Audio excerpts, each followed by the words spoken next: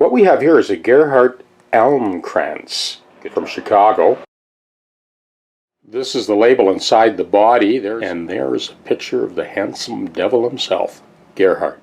On the label there's a patent for 1895 for a neck joint.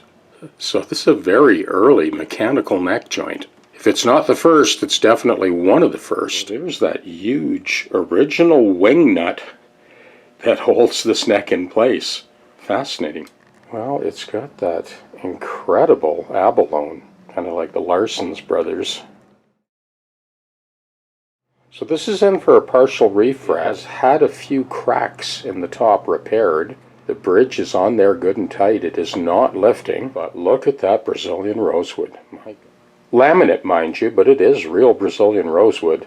Back and sides. We'll get a look at the sides here. See the book match on the sides. Check out this trim. So this is the binding. Yeah, no shortage of detail here. These are the original tuners. I just put a little touch of lithium grease on those gears. Perfectly fine. I've got a sneaky suspicion it's 20s, probably early 20s. Very steep V-profile neck, which is good. It adds to the stiffness. Of course, it's a big no-no nowadays, but they're real ivory buttons. It's the original pyramid bridge. Just a little chip missing here. So these pins are new bone with abalone dots. I have the original pins, but they're not really original. They're kind of a mismatch. There's a selection of different sizes. We're going to get on with this partial refret, and we'll take a further look. And I will keep this original nut for the customer, but after the partial refret, it will need a new nut. That stiff V-profile neck has definitely stood the test of time.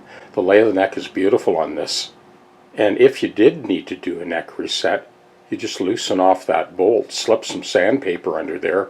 We will touch the intonation up slightly at the bridge and install that new bone replacement nut.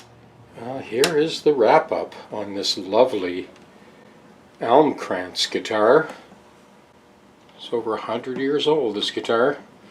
You can see that we've got a fully compensated cantilever bridge saddle now. And you'll hear in a second just how precise the tuning is. Like often happens with these pyramid bridges, because the pinholes are so close to the saddle, I drop an extra ball end onto the string to pull the return wind of the string into the body of the guitar so that the natural diameter of the string sits at the focal point on the saddle. That can often be the source of extraneous buzzing. Paul mentioned that about the B string, and I pointed that out while he was here. So the idea is you just hang on to those extra ball ends, and each time you change strings, you just slip those onto your new string and slip it into place.